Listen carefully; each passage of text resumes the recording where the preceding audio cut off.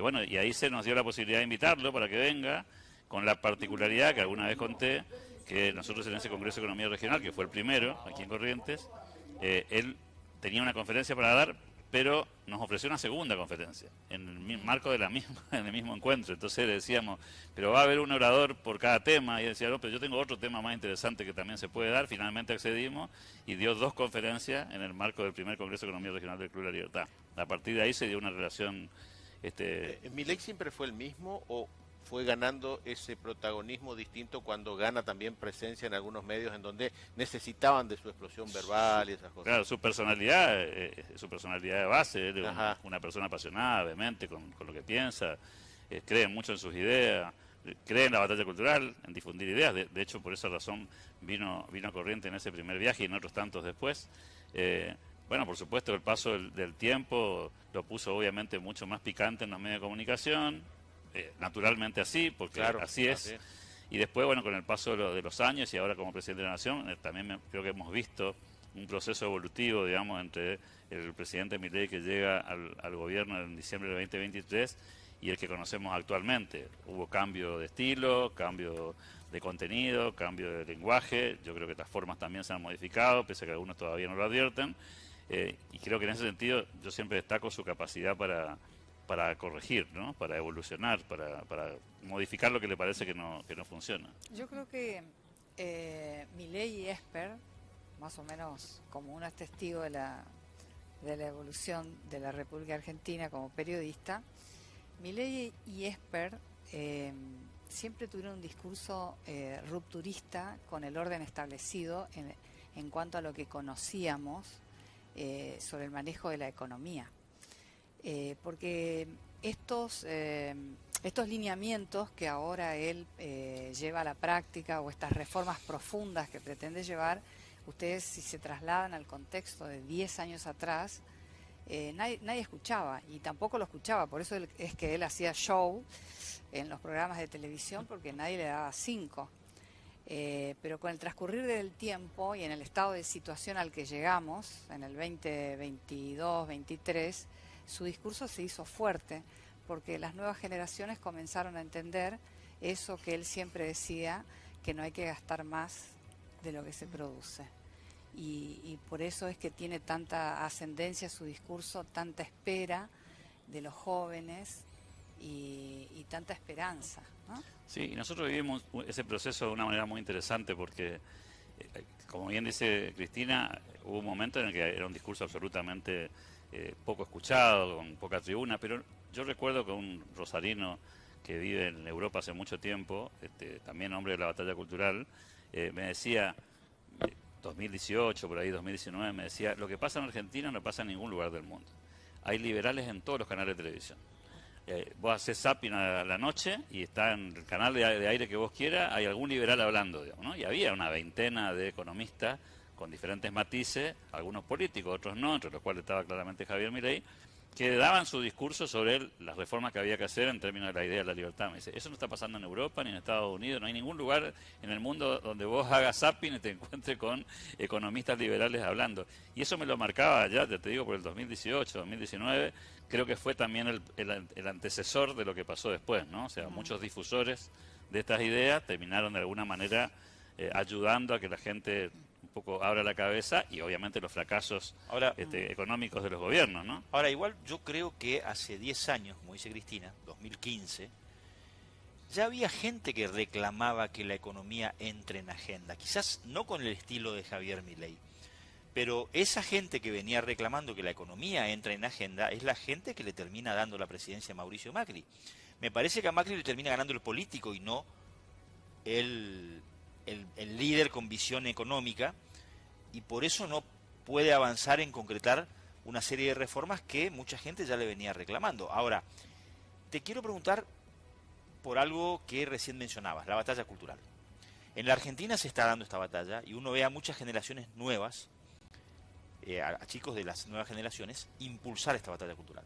Ahora, la semana que pasó nos dejó una batalla cultural en el sentido contrario, con el triunfo de Zoran Mamdani en Nueva York, ni más ni menos que el Centro Financiero Mundial, alguien que hizo campaña diciendo, transporte público, comida gratis para gente de bajos recursos, bonos para los homeless o la gente vagabunda, o sea, guarderías gratis para la gente, o sea, un discurso socialista en el centro financiero ganando una elección. Sí, bueno, tiene mucho que ver con la particularidad de Nueva York eso. En Nueva York siempre ganan lo que podríamos llamar el ala progresista del Partido Demócrata. Es históricamente una ciudad demócrata, y dentro de los demócratas siempre hay marginales ahí que están pululando. No terminan nunca ganando, pero siempre el Partido Demócrata gana ahí. De hecho, dicen muchos que esta es la primera vez que saca tan pocos votos un candidato de esa ala. Es una ciudad multicultural, quizás la más multicultural del mundo,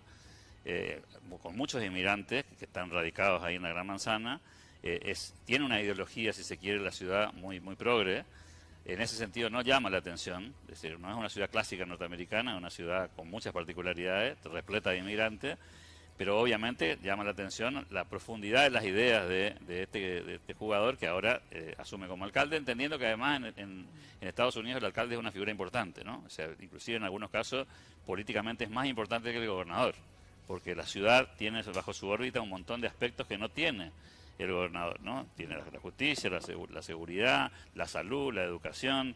Digo, no es como en Argentina, que el intendente tiene menos capacidad de maniobra, ahí es más fuerte. Veremos ahora si todas esas ideas no son parte simplemente de un planteo demagógico electoral, o si lo va a poder llevar adelante, ¿no? Y vamos a ver qué efectos trae eso en Nueva York. Yo soy pesimista respecto a lo que pueda pasar. Creo que los millonarios de Nueva York que se sientan, entre comillas, atacados, se van a cambiar de residencia. Es muy fácil en Estados Unidos modificar el domicilio fiscal, y creo que van a haber varios que ante ese ataque van a correrse del eje, y por supuesto eso va a desfinanciar la ciudad, ¿no? Ahora, en Nueva York, como sabemos, está el centro financiero mundial, está el capital, está lo que mueve la economía norteamericana, y en la Argentina estamos debatiendo la necesidad de crear un mercado de capitales para impulsar no solamente las inversiones en el sector privado, sino también, por ejemplo, el mecanismo del crédito hipotecario, que podría solucionar el déficit de vivienda para muchas familias, o sea, da la sensación, claro, un contrasentido. Sí, digo, qué cosa curiosa, hay que ponerle la lupa a esto, porque por ahí algunos creen que el socialismo pareciera estar vencido en términos discursivos o de operatividad, pero nunca. Con esta victoria enarbola un triunfo seguro. ni más ni menos que en un bastión de la economía capitalista. Sí, de todas maneras, el nuevo alcalde de Nueva York se ha tomado la tarea de distanciarse de Maduro, de distanciarse de Cuba, de no quedar pegado porque en algún momento le preguntaban en las entrevistas y daba respuestas ambiguas. Ya sobre el final de la campaña tuvo que ser mucho más claro de que era una dictadura, que no se respetaban los derechos civiles. Digo, ahí también hay un debate, pero está bien lo que plantea Martín, porque en realidad, por eso a mí me gusta el término batalla cultural, pues yo creo que no hay un final de esa historia. Siempre va a haber sectores más vinculados al colectivismo, con toda su forma, que defienden sus ideas, y siempre estaremos lo que pensamos que los derechos individuales son más importantes que los derechos colectivos, y en esa puja o en esa tensión se ubican después las sociedades, en una mezcla, digamos, entre esas dos ideas, ¿no? Alberto, tenés el videito, y esto te quiero preguntar, que nos digas, digamos, aprovechando tu formación de economista, ¿cuáles serían los cambios que se pueden concretar en materia tributaria? Este es el video, uno de los virales de la semana, dos empresarios, uno argentino y otro paraguayo, que hacen la comparativa de cuánto pagan cada uno de sus países por impuestos. Industrial argentino versus industrial paraguayo. ¿Están listos? Vamos. ¿Cuánto pagan de IVA? Nosotros pagamos 10%. ¿10%? ¿Qué hijo de puta? 21 en Argentina. ¿Cuánto pagan en Paraguay y en Argentina de ingresos brutos? En Paraguay no existe eso, cero. Dios mío. Entre el 3 y el 6%. ¿Cuánto pagan de impuesto a las ganancias? Eso sería el IRE, impuesto a la renta empresarial, que se paga 10%. ¿10%? 35 en Argentina. ¿Cuánto pagan de impuesto al cheque? Primera vez que escucho. 1,2. ¿Cuánto pagan de tasas municipales? Bueno, depende de cada municipio, pero es una tasa por metro cuadrado, no tiene nada que ver con la actividad económica que esté haciendo dentro de ese espacio. Está directamente relacionada a la actividad económica, es entre el 3 y el 6% de la facturación dependiendo del municipio. Te matan. ¿Cuánto pagan de cargas laborales empleado-empleador? Bueno, en Paraguay es 25% y medio, 16% y medio lo paga la empresa y 9% lo paga el empleado. 48% todo para la empresa. Siempre hablamos de diferencia entre productividad y competitividad. Con esta competitividad estructural va a ser muy difícil. Última pregunta. ¿Cuánto paga de impuesto a la renta el régimen Maquila? 1%. Bueno, a ver, insisto, hay un montón, o sea, es una simplificación quizá, pero a mí me da pie para preguntarte, Alberto, ¿cuáles son los cambios reales que podría introducir el gobierno en la reforma tributaria? No sé, y cuáles podrían, digamos, salir después legislativamente en este contexto después del 10 de diciembre. Yo creo que vos diste en la tecla en la presentación ahí de lo que iba a ser este video, ¿no? Cuando decía que hay una discusión de país, Martín Valera también hacía el mismo comentario, hay una discusión de qué modelo de país querés. Argentina tiene una institución pública financiada por el Estado. Eso en Paraguay no existe en ese volumen, ¿no? Sí en la educación primaria y secundaria, no en la educación universitaria. El sistema de salud, por supuesto, también tiene muchas diferencias con el nuestro. Obviamente un Estado, si se quiere, más liviano, menos oneroso. El nuestro es un Estado más caro. Y esa es la discusión, la sábana corta. O sea, si vos querés las dos cosas, o sea, la Argentina dice, yo quiero tener 10% de IVA, ok, ¿quién va a pagar todo lo que falta? Y ahí hay una tensión en que la gente dice, no, yo quiero que el Estado pague más, pero quiero pagar menos impuestos. Bueno, eso es como poner plata y comprar más manzana con menos plata, como no existe. O poner más plata o comprar menos manzana. Y creo que esa es una discusión que a Argentina no le resulta cómoda, porque nadie quiere bajar el gasto en educación, bajar el gasto en salud. Todo, al contrario, todos te dicen, vamos a aumentar eso. Bueno, eso es sinónimo de más impuestos, no de menos impuestos. ¿Qué puede pasar con la reforma tributaria? Muchas cosas. El gobierno tiene en carpeta varios proyectos ahí para trabajar, algunos los ha explicitado ya abiertamente.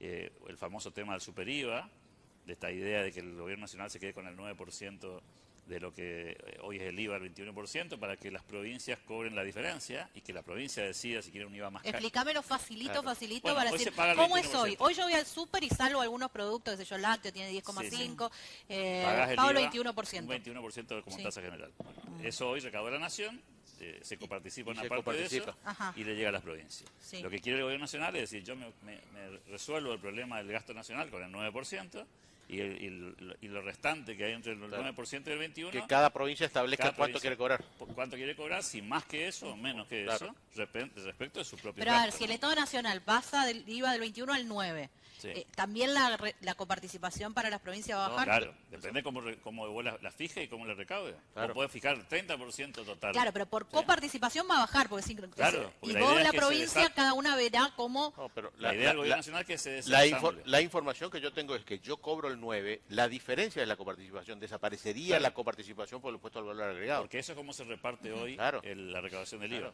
Lo ¿Y que va a cuánto provincia, influirían? y depende de la provincia, y ahí hay que ver primero si las provincias están dispuestas a recaudar. Claro. ¿sí? No solamente a poner las tasas, sino que hay que ir a Nadie, cobrar. nadie quiere hacer la tarea difícil, ¿no? Hoy De la- ir a poner la cara y cobrar y decirle, Hoy la mira, nación cobra, ¿no? Chaco te cobra el 10, yo te cobro el 11. Y El es para objetivo, pelea. claro, el es objetivo para pelea. nacional es que haya competencia entre provincias. Hoy el IVA es el mismo en el Chaco, en Corrientes, en Misiones y Claro. Formosa. La idea es que allí haya una especie de competencia tributaria, como existe en algunos países del mundo, en la que vos decidís dónde instalar tu negocio según cuál es la carga impositiva que tiene el negocio en cada ¿Lo ve lugar. viable? Lo veo políticamente muy difícil. Políticamente. Operativa, técnicamente es posible hacerlo. Claro, pero lo ve como que pueden... Sí, pues además lo tiene que aprobar la legislatura provincial. Claro. Y ese es otro problema político, ¿no? Lo puede aprobar el Congreso y después te puede encontrar con la barrera de que la legislatura provincial dice, no, nosotros no estamos de acuerdo. También la idea sería buscar un mecanismo para que desaparezca ingresos brutos o se compense con este IVA, por eso le llaman super IVA, ¿no? Para que haya un solo impuesto único. Entonces vos como contribuyente no tenés esto que te pasa hoy, que pagás por IVA, pagás por ingreso bruto, pagás por la tasa de seguridad e higiene, son todos valores que van de la mano de tu facturación. Termina siendo una especie de doble imposición en el mejor de los casos, si no triple, digamos, ¿no? Porque el sujeto grabado tiene el mismo Bueno, yo concepto. también lo veo difícil porque necesita demasiados consensos cuando estás hablando Sí. de recursos propios. El primer pero... problema que tenés es si las provincias están dispuestas a hacer el mismo trabajo que hizo la Nación. Es decir, si están dispuestas a ajustar. Yo te tengo que decir que desde el punto de vista discursivo, en privado dicen que sí, en público dicen que no. O sea, en privado dicen que sí porque Pasa que hay necesitan provincias y provincias también, Alberto. Lógico, O hay sea, una está acá mejor estuvo que- sentado Leandro Esdero y dijo, Corrientes tiene un 55% de su coparticipación destinada a sueldos. Y yo ando por el 88%. Eso lo dijo por primera vez. Y ahora cuando vino dijo, estoy en el 100%. Claro. O sea, son realidades diferentes. Claro, y además las provincias tienen esquemas económicos diferentes. Una cosa es en Córdoba, Otra cosa, ahora las mineras, ¿no? No es un problema de chicas y grandes también. Esto también hay que desmitificar. No es que las provincias grandes la tienen fácil y las provincias chicas no. Una provincia minera ahora, como San Juan, ponerle, puede ser que sea una provincia chica, pero recauda un montón. Chubut tiene un montón de regalías. O sea, la provincia de Buenos Aires presentó un presupuesto con un pedido de endeudamiento de 3.300 millones de dólares para el 2026, en un año. Y Corrientes viene de 20 años de superávit fiscal. Sí, por eso digo, es una discusión posible, sí. Necesaria, o sea, una grande con una chica, digo. Claro, sí, para comparar las ¿Y grandes. qué sería factible política y técnicamente cuando hablamos de reforma tributaria? Primero, ver si nos ponemos de acuerdo en Argentina sobre qué queremos financiar y qué no. En segundo lugar, si las provincias están dispuestas a replantear sus presupuestos con otra lógica diferente a la actual. Y por ahí que yo te digo que no y no. Claro, ¿Qué va a hacer Milei hasta el día de hoy? Y la pregunta... Seguirá trabajando sobre lo que el margen que tiene. ¿Cuál es el margen que tiene? ¿Y ese cuál es? Cambiar el sistema de cálculo del impuesto a las ganancias, que sí es un atributo de la nación, la forma de compensar el IVA, en ganancia te puede aumentar la cantidad de gastos que podés declarar para pagar menos. Hay muchos mecanismos para reducir indirectamente, ¿no? Pero lo óptimo sería cambiar el sistema y simplificarlo, porque tampoco es justo que los contribuyentes tengan un sistema tan intrincado para pagar, ¿no? Hoy ya y en esta cuestión impositiva lo complejo va a ser que después las provincias encima tienen que adherir. ¿Cómo haces para que no quede, si en esta provincia funcione y en esta provincia no se va a hacer bastante? Por eso que la discusión de la coparticipación del Pacto de Mayo es todavía enunciativa. Vamos a revisar la coparticipación. Ok, ¿cómo vamos a revisar? ¿Cuál va a ser la dinámica que están dispuestas las provincias a revisar? Cuando las provincias escuchan eso dicen, me van a mandar más plata. Bueno, esa no es la rediscusión de la coparticipación. Es qué se ocupa la nación y qué se ocupan las provincias. De qué se responsabiliza cada uno. Alberto, para el cierre, contanos un poco, a ver, el jueves está Milei, pero el Congreso tiene otros expositores, tiene más actividades. ¿Dónde lo van a hacer? ¿Cómo puede hacer la gente para inscribirse? Porque Milei es una figura que convoca y probablemente muchos quieran estar ahí en la primera fila para poder escucharlo. ¿Cómo es posible? Te agradezco la pregunta porque es una pregunta que estamos recurrentemente escuchando todas estas horas, ¿no? El presidente de la Nación cierra el Congreso de Economía Regional en horas de la tarde, pero obviamente el Congreso empieza a las 8:30 de la mañana, va a estar todo el día con casi 25 expositores a lo largo de la jornada. Se hace en Espacio Andes, ahí en Avenida Maipú. Aprovecho la oportunidad para agradecerle a los propietarios de Espacio Andes que nos han cedido nuevamente por segunda vez el espacio tan difícil de conseguir, tanta generosidad hay que valorar. Y lo otro, bueno, la logística es compleja, ¿no? Claro, eso te iba a preguntar, porque es un presidente, no, pero además viene un presidente. Claro, hay anillos de seguridad. De seguridad seguramente, claro. Mi sugerencia para todos los que nos se inscribieron inclusive, es que traten de llegar más temprano, porque va a ser complejo la entrada. Los vehículos no van a poder ingresar hasta el límite del acceso a Espacio Andes, así que va a haber que dejar los coches lejos. Muchas sugerencias. O sea, no hay una inscripción especial para escucharlo a Milei. El que se inscribe va y si la gente ya está de las 8 de la mañana... y salvo los espacios que hemos reservado, tanto para los sponsors que nos acompañaron como para los socios del club que acompañan a la entidad todo el tiempo, el resto de los lugares que tenemos disponibles son por hora de llegada. Es decir, que la gente que está más temprano seguramente va a tener mejores lugares, la gente que está más tarde... y déjame pasar este aviso también, ¿no? La forma de acceder es a través de las redes sociales, nos pueden encontrar en X, en Instagram y en Facebook, pero esto es importante, como tuvimos mucha convocatoria y el salón está casi colmado ya, repleto, decidimos habilitar el predio externo al salón principal. Para pantallas. Con pantallas gigantes, y ese acceso sí va a ser gratuito, ahí se puede acceder sin matrícula. Pero hay que tener claro que uno no está dentro del salón, que está en la pantalla gigante de por medio, y que lo que sí es bastante posible que suceda, no seguro, es que el presidente salga, como lo hizo el año pasado, a saludar a la gente que acompañó. Milei viene para esta actividad y se va. Y se vuelve. O sea, no tiene, que vos sepas, otra actividad prevista. Ya, eso te iba a preguntar. Es el presidente de la Nación, viene a una provincia, no hay visita protocolar oficial, nada. No, viene a la actividad para la que fue invitado, que tiene que ver con el Congreso de Economía Regional, y repite un poco el ritual de la vez pasada, ¿no? Viene al aeropuerto, llega al predio, da la conferencia, que esta vez tiene formato conferencia, termina la conferencia y se pega la vuelta. Bien, Alberto, gracias por venir. A ustedes por la generosidad. Bueno, lo decía al principio, pudo haber sido una tragedia.